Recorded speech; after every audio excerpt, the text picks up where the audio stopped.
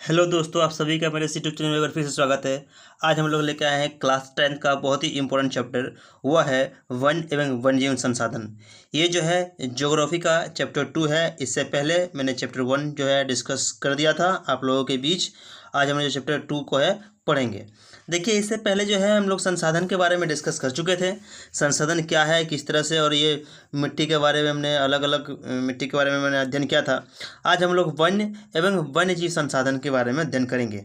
तो चलिए एक एक करके स्टार्ट करते हैं। ठीक है, देखिए वन्यजीव संसाधन, यहाँ पे देखिएगा कि एक बड़ा क्वेट्स लिखा हुआ है कि नारक मेरे ईश्वर, लेपचाओं की दुनिया में आप संगीत के जनक है।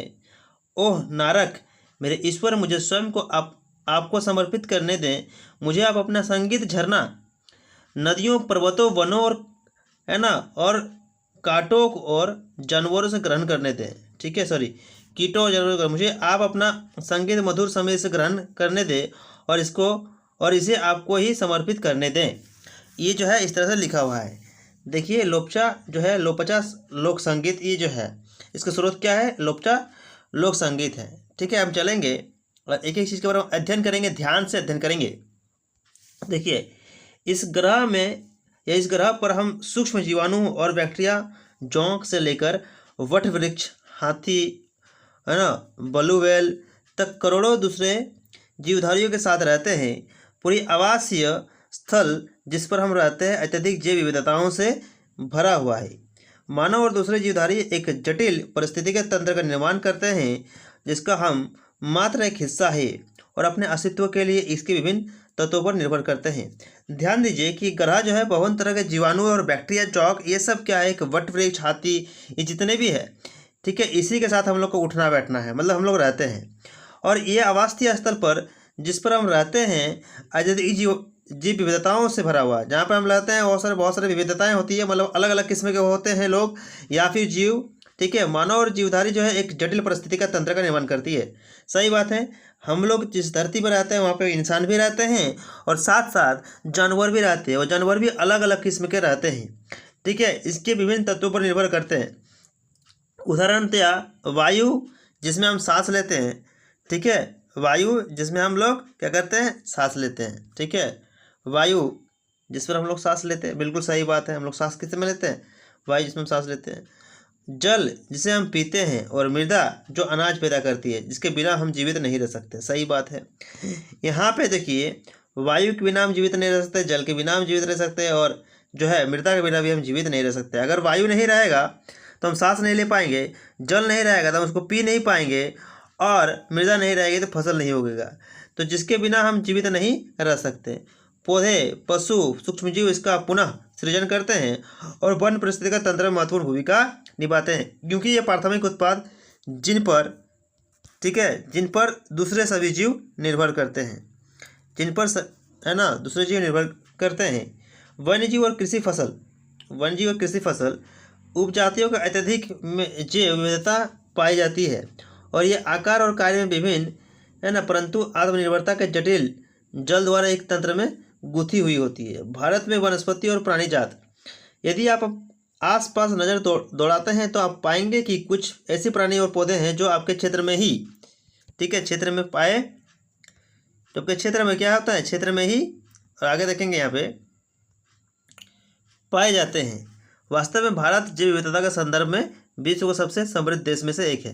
देखो विविधता मतलब क्या, जैसे विविधता मतलब अलग अलग टाइप के, ठीक है, अलग अलग किस्म के। यहाँ विश्व के सारी जैव प्रजातियाँ को 8% संख्या में पाई जाती है, अर्थात जो है 16 लाख। ये सभी खोजी जाने वाली उपजातियों से 2 या 3 गुना है। आप पहले ही भारत में पाए जाने वाले वनों और वन्यजीव संसाधनों के क्षेत्रफल और किस्मों के बारे में पढ़ चुके हैं।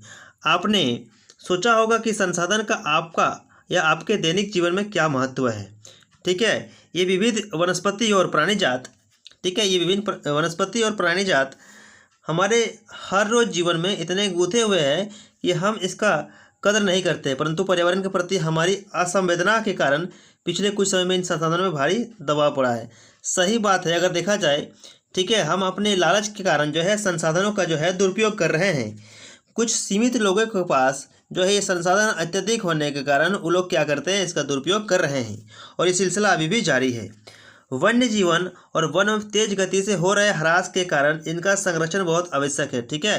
परंतु हम वनों और वन्य जीव का संरक्षण करना आवश्यक है। क्यों हमको संरक्षण क्यों करना चाहिए वन्य जीव का?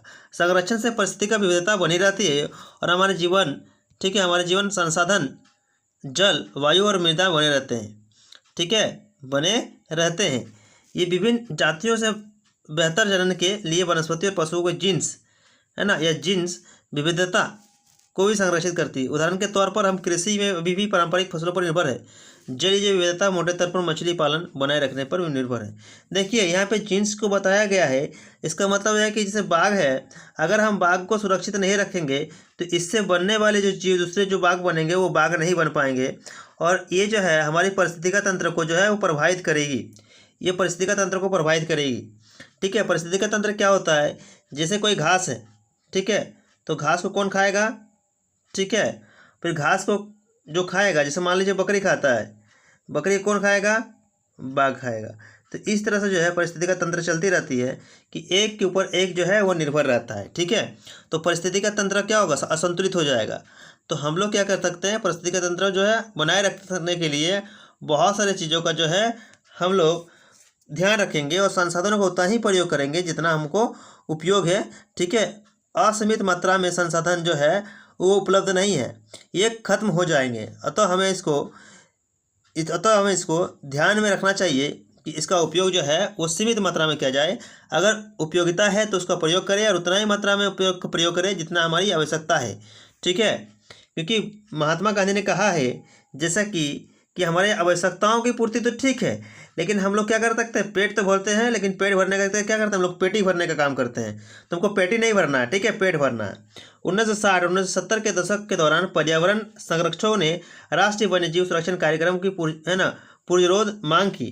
भारतीय वन्यजीव रक्षण अधिनियम 1972 में लागू किया गया, जिसमें वन्यजीव के आवास रक्षण के अनेक प्रावधान थे।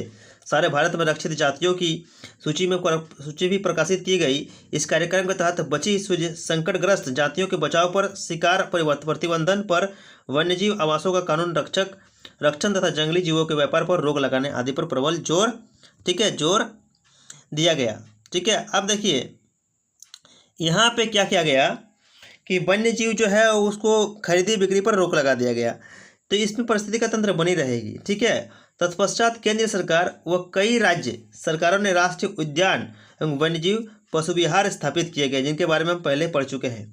देखिए ये जो सेंचुरीज जो है, ठीक है, सेंचुरीज बनाया गया, क्योंकि अगर वन्य में रहने वाले या जंगल में रहने वाले जो जीव है उसको पकड़ कर क्या करें, उसका तस्करी किया जाता था, बेच दिया जाता था, हो सकता है उसके दांत को बेच दिया जा रहा था, जैसे हाथी है, ठीक है। तो उसने क्या किया, सरकार के द्वारा वो राज्य स्तर पर और केंद्र स्तर पर, ठीक है, सरकार जो है 2 स्तर पर काम करती है, केंद्र स्तर पर, एक राज्य स्तर पर। तो केंद्र सरकार और राज्य सरकार, बहुत सारे राज्यों के सरकार और केंद्र सरकार ने क्या किया, राष्ट्रीय उद्यान का निर्माण किया। या है ना, राष्ट्रीय उद्यान क्या होता है, जहाँ पे पशुओं को जो है वो रखा जाता है और उसको जो है खिलाया जाता है। इससे क्या होता है कि वो उसका तस्करी जो है वो रोका जा सके और साथ ही साथ जो है उसकी जो है वंश बढ़ सके, और इस तरह से जो है हम लोग पारिस्थितिक तंत्र बनाए रखने में सहयोग भी कर सकें। केंद्र सरकार ने कई परियोजना को भी घोषणा की जिनका उद्देश्य गंभीर खतरे में पड़े कुछ विशेष वन प्राणियों को रक्षण प्रदान करना है। इन प्राणियों में बाघ, एक सींग वाला गेंडा, कश्मीर हिरण, देखिए ध्यान दीजिए, बाघ, एक सींग वाला गेंडा, कश्मीर हिरण अथवा हुंगल 3 प्रकार के मगरमच्छ होते हैं। स्वच्छ जल मगरमच्छ, लवणीय जल मगरमच्छ और घड़ियाल, इस तरह के मगरमच्छ जो है वो होते हैं, ठीक है, ध्यान दीजिएगा, ठीक है। और यहाँ पे जो है घड़ियाल, मगरमच्छ, एशियाई शेर, अन्य प्राणी शामिल है। इसके अतिरिक्त क्या है, ठीक है, देखिए इसके अतिरिक्त क्या है, इसके अतिरिक्त कुछ समय पहले भारतीय हाथी, काला हिरण, चिंकारा, भारतीय गुडवान और हिम तेंदुआ आदि के शिकार और व्यापार का संपूर्ण अथवा आंशिक प्रतिबंधन लगाकर कानूनी रक्षण दिया। इसका मतलब इसका, ठीक है, सबसे ज़्यादा जो है यहाँ पे हिरण जो है, ठीक है, हिरण, हिम तेंदुआ, इसका शिकार किया जा रहा था और जो है इसको अलग अलग जगहों पर बेच दिया जाता था। सरकार ने है इसको तुरंत एक्शन पे लिया, तुरंत जो है संज्ञान में लिया और इसको तत्काल रोक दिया गया। ठीक है, जिससे क्या होगा, बाघ का जो जीवन है वो जो है बना हुआ है और जो बाघ विलुप्त होने के कगार पर था वो जो है रोक दिया गया है सरकार के द्वारा। वन्यजीव संरक्षण में देखिए बाघ परियोजना क्या है, थोड़ा सा समझेंगे। वन्यजीव संरक्षण में बाघ एक महत्वपूर्ण जंगली जाति है। 1973 में अधिकारियों ने पाया कि 20वीं शताब्दी के आरंभ में बाघों की संख्या अनुमानित संख्या 55,000 से घटकर 1,827 रह गई है। बाघों को मारकर उनके व्यापार के लिए चोरी करना, आवासीय स्थलों का सिकुड़ना, भोजन के लिए आवश्यक जंगल है ना उपजातियों की संख्या कम होना, जनसंख्या में वृद्धि बाघों की घटती संख्या के मुख्य कारण है। ठीक है, यहाँ ध्यान देंगे, लिखा हुआ है कि बाघों की खाल का व्यापार और उनकी हड्डियों का एशियाई देश में परंपरागत औषधियों में प्रयोग कारण यह जाति विलुप्त होने के कगार पर पहुंच गई है। चूँकि भारत और नेपाल दुनिया के 2/3 बाघों को आवास उपलब्ध करवाते हैं, अतः यह देश के ही शिकार, चोरी और गैरकानूनी व्यापार करने वाले को मुख्य निशाने पर है। प्रोजेक्ट टाइगर, ठीक है, विश्व का बेहतरीन वन्यजीव परियोजना में से एक है। प्रोजेक्ट टाइगर एक सरकार के द्वारा जो है प्रोजेक्ट चलाया गया। प्रोजेक्ट टाइगर विश्व के बेहतरीन वन्यजीव परियोजना, ठीक है, परियोजनाओं में से एक है। इसकी शुरुआत 1973 में हुई। बाघ संरक्षण मात्र एक संकटग्रस्त जाति को बचाने का प्रयास नहीं है, अपितु ठीक है, समझेंगे आगे, अपितु इसका उद्देश्य बहुत बड़े आकार के जैव जातियों को भी बचाना है। उत्तराखंड में कॉर्बेट राष्ट्रीय उद्यान, ठीक है, उत्तराखंड में सबसे जिम कॉर्बेट नेशनल उद्यान या जिम कॉर्बेट राष्ट्रीय उद्यान, ये सबसे पुराना जो है उद्यान है। पश्चिम बंगाल में जो है सुंदरवन राष्ट्रीय उद्यान, मध्य प्रदेश में बांधवगढ़ राष्ट्रीय उद्यान, राजस्थान में जो है सरिस्का वन्यजीव पशु विहार, असम में मानस बाघ रिजर्व और केरल में पेरियार बाघ रिजर्व भारत में बाघ संरक्षण परियोजना का उदाहरण है। ठीक है, ये जो महत्वपूर्ण है क्या क्या बताएं, देखिए ध्यान दीजिए। उत्तराखंड में कॉर्बेट राष्ट्रीय उद्यान, पश्चिम बंगाल में सुंदरवन राष्ट्रीय उद्यान, मध्य प्रदेश में बांधवगढ़ राष्ट्रीय उद्यान, ठीक है, राजस्थान में सरिस्का वन्यजीव पशु विहार और असम में जो बाघ है ना मानस बाघ रिजर्व, केरल में जो है पेरियार बाघ रिजर्व भारत में बाघ संरक्षण परियोजना के उदाहरण है। ठीक है, यहाँ पे उदाहरण देख सकते हैं। अब आगे देखेंगे, देखिए आजकल संरक्षण परियोजना जैव विविधताओं पर केंद्रित होती है, ना कि इस विभिन्न घटकों पर। संरक्षक के विभिन्न तरीकों की गहनता से खोजी जा रही है। संरक्षण नियोजन के कीटों को भी महत्व मिल रहा है। वन्य जीव अधिनियम 1980 से 1966 के तहत सैकड़ों तितलियां, पतंगों, भृंगों और एक ड्रैगन फ्लाई को भी संरक्षित जातियों में शामिल किया गया है। 1991 में पौधे को भी 6 जातियों पहली बार इस सूची में रखी गई है। ठीक है, ये क्रियाकलाप आप पढ़ सकते हैं, पढ़ लीजिएगा क्रियाकलाप। ठीक है, यहाँ देखिए वन्य और वन्यजीव संसाधन के प्रकार एवं वितरण।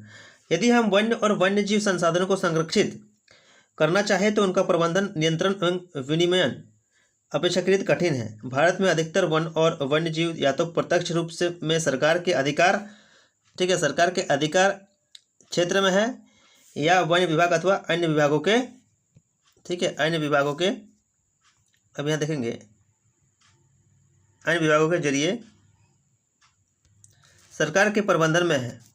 इन्हें निम्नलिखित वर्गों में बांटा गया है: आरक्षित वन और सुरक्षित वन या रक्षित वन, आरक्षित वन और रक्षित वन। ठीक है, और यहाँ देखिए अवर्गीकृत है ना, अवर्गीकृत वर्ग वन।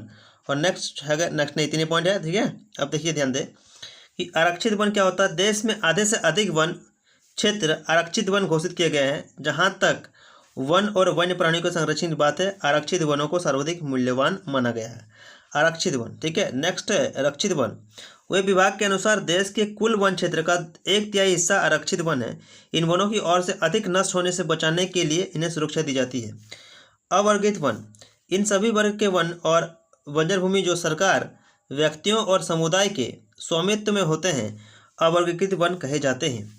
आरक्षित और रक्षित वन ऐसे स्थायी वन क्षेत्र हैं जिनका रख रखाव इमारती लकड़ी, अन्य वन्य पदार्थ और उनके बचाव के लिए किया जाता है। मध्य प्रदेश, ठीक है, में स्थायी वनों के अंतर्गत सर्वाधिक क्षेत्र है, जो कि प्रदेश में कुल वन क्षेत्र का भी 75% है। इसके अतिरिक्त जम्मू और कश्मीर, आंध्र प्रदेश, उत्तराखंड, केरल, तमिलनाडु, पश्चिम बंगाल, महाराष्ट्र में भी कुल वनों में एक बड़ा अनुपात आरक्षित वनों का है। ठीक है, आरक्षित वनों का है। आगे चलेंगे, जबकि बिहार, हरियाणा, पंजाब, हिमाचल प्रदेश, उड़ीसा और राजस्थान में कुल वनों में रक्षित वनों का एक बड़ा अनुपात है। पूर्वोत्तर के सभी राज्यों में और गुजरात में, ठीक है। यहाँ देखिए इस पेपर में जो है, पेपर को पढ़ सकते हैं यहाँ पे, ठीक है। आगे देखिए, अधिकतर वन क्षेत्र अवर्गीकृत वन है तथा स्थानीय समुदाय के प्रबंधन में है। समुदाय और वन संरक्षण की नीतियाँ हमारे देश में कोई नई बात नहीं है। हम आमतौर पर इस बात को से अनजान है कि वन हमारे देश में कुछ मानव प्रजातियों के आवास भी है। भारत के कुछ क्षेत्रों में तो यह स्थानीय समुदाय सरकारी अधिकारियों के, ठीक है, साथ मिलकर अपने आवास स्थलों को संरक्षण में जुटे हुए, क्योंकि इसी से दीर्घकाल में उनकी आवश्यकताओं को पूर्ति हो सकती है। सरिस्का बाघ रिजर्व में राजस्थान के गांव के लोग वन्य जीव संरक्षण अधिनियम के तहत वहां से खनन कार्य बंद करवाने के लिए संघर्षरत है। कई क्षेत्रों में तो लोग स्वयं वन्य जीव आवास की रक्षा कर रहे हैं, सरकार की ओर से हस्तक्षेप भी स्वीकार नहीं कर रहे। राजस्थान के अलवर जिले में 5 गाँव के लोगों, ठीक है, लोगों ने तो 1200 हेक्टेयर वन्य भूमि, है ना, भूमि भैरवदेव डाकऊ, ठीक है, भैरवदेव डाकऊ सेंचुरी घोषित कर दी, जिसके अपने ही नियम कानून हैं जो शिकार वर्जित करते हैं, मतलब शिकार नहीं कर सकते हैं, ठीक है। बाहरी लोगों की घुसपैठ से यहाँ के वन्य जीव को बचाते हैं, मतलब बाहर से क्या होगा, कोई लोग यहाँ प्रवेश करेंगे तो उससे क्या होगा, शिकार नहीं कर सकते, तो ये जो है वो बचाते हैं, ठीक है। पवित्र पेड़ों के से झुरमट विविध और दुर्लभ जातियों की संपत्ति, ये जो है ये स्ट्रक्चर आप पढ़ सकते हैं घर में भी, ठीक है। आगे देखेंगे, ठीक है। यहाँ देखिए, यहाँ, ठीक है, हिमालय में प्रसिद्ध चिपको आंदोलन कई क्षेत्रों में वन कटाई को रोकने में ही कामयाब नहीं रहा, अपितु यह भी दिखाया गया कि स्थानीय पौधे की जातियों का प्रयोग करके सामुदायिक वनीकरण अभियान को सफल बनाया जा सकता। देखो चिपको आंदोलन में क्या हुआ, चिपको आंदोलन जो है वनों की कटाई पर रोक लगने के लिए एक आंदोलन था, जिसमें एक महिला जो है पेड़ पर, ठीक है, जिसमें एक महिला जो है पेड़ पर वो लिपट गई थी और कह रही थी कि पहले मुझको काटो, उसके बाद पेड़ को काटोगे। तो चिपको आंदोलन जो है, ठीक है, जो जंगलों की कटाई की जा रही थी, जो पेड़ों की कटाई की जा रही थी, उसको रोकने के लिए चलाई गई एक आंदोलन थी, ठीक है। पारंपरिक संरक्षण तरीकों से पुनर्जीवित अथवा पारिस्थितिकी कृषि के लिए नए तरीके का विकास तथा अब व्यापक हो गया। टिहरी में किसानों के बीच बचाव आंदोलन और नवदानई ने दिखा दिया कि रासायनिक उर्वरकों, ठीक है, रासायनिक उर्वरकों के प्रयोग के बिना भी विविध फसल उत्पादन द्वारा आर्थिक रूप से व्यवहार कृषि उत्पादन संभव है। मतलब अगर हम ठीक है अलग अलग केमिकल फर्टिलाइज़र का यूज़ नहीं करें, मतलब रासायनिक उर्वरक का उपयोग नहीं भी करें, तो अभी हम खेती कर सकते हैं। भारत में संयुक्त वन प्रबंधन कार्यक्रम क्षरित वनों के प्रबंधन और पुनर्निर्माण में स्थानीय समुदाय की भूमिका के महत्व को उजागर करते हैं। औपचारिक रूप में इन कार्यक्रमों की शुरुआत 1988 में हुई, जब उड़ीसा राज्य में संयुक्त वन प्रबंधन का पहला प्रस्ताव पास किया। कहाँ पे? उड़ीसा राज्य में संयुक्त वन प्रबंधन का पहला प्रस्ताव पास किया। वन विभाग के अंतर्गत संयुक्त वन प्रबंधन क्षरित वनों के बचाव के लिए कार्य करता है और इसमें गाँव के स्तर पर संस्थाएं बनाई जाती है, जिसमें ग्रामीण और वन विभाग के अधिकारी संयुक्त रूप में कार्य करते हैं। इसके बदले में समुदाय मध्य स्तरीय लाभ जैसे गैर इमारती वन उत्पादों की हकदारी होते हैं तथा सफल संरक्षण से प्राप्त इमारती लकड़ी लाभ में भी भागीदार होते हैं। ठीक है। भारत में पर्यावरण के विनाश और पुनर्निर्माण की क्रियाशीलताओं में सीख मिलती है कि स्थानीय समुदायों को हर जगह प्राकृतिक संसाधन प्रबंधन में शामिल करना चाहिए, परंतु स्थानीय समुदाय को फैसले लेने की प्रक्रिया में मुख्य भूमिका में आने में भी अभी देर है। अतः वे सभी विकास क्रियाएं जो मान्य होनी चाहिए, जो जनमानस पर केंद्रित हो, पर्यावरण हितैषी हो और आर्थिक रूप से प्रतिफलित हो, ये इस तरह से होना चाहिए। ठीक है। यहाँ पे एक बड़ा इंपॉर्टेंट क्वेश्चन लिखा हुआ, ध्यान से पढ़ेंगे। पेड़ एक विशेष असीमित दयालु और उदारपूर्ण जीवधारी है जो अपने सतत पोषण के लिए कोई मांग नहीं करता है ना, दानशीलतापूर्वक अपने जीवन की क्रियाओं को भेंट करता है और यह सभी की रक्षा करता है और स्वयं पर कुल्हाड़ी चलाने वाले विनाशक को भी छाया प्रदान करता है। ये बहुत ही जो है ये गौतम बुद्ध के द्वारा जो है है ना, गौतम बुद्ध जो है के द्वारा जो है ये लिखा गया बड़ा महत्वपूर्ण जो है वो वाक्य है, ठीक है, जो लिखा गया है। ठीक है, तो गाइज आज हमने क्लास 2 है ना, सॉरी, आज हमने क्लास 10th का जो है चैप्टर 2 डिस्कस कर लिया है। ठीक है, इस तरह से जो है धीरे धीरे जो है सभी चैप्टर का जो सॉल्यूशन है वो अपलोड कर दिया जाएगा, या सभी चैप्टर को आपको समझा दिया जाएगा, और इससे जो है आप स्वयं ही क्वेश्चन आंसर कर सकते हैं। इससे आप स्वयं ही क्वेश्चन आंसर कर सकते हैं, या फिर अगर आप कमेंट सेक्शन में जाके मुझको बताएंगे कि सर इसका मुझको क्वेश्चन आंसर चाहिए, सारा एक्सरसाइज का क्वेश्चन आंसर चाहिए, तो मैं इसका सेपरेट वीडियो लेक्चर जो है वो अपलोड कर दूंगा। या आप यहाँ पे जो है सीधा सीधा क्वेश्चन को भी आप सॉल्व कर सकते हैं। ठीक है, सीधा सीधा क्वेश्चन को भी आप सॉल्व कर सकते हैं, क्योंकि ये क्वेश्चन जो है ज़्यादा हार्ड नहीं है।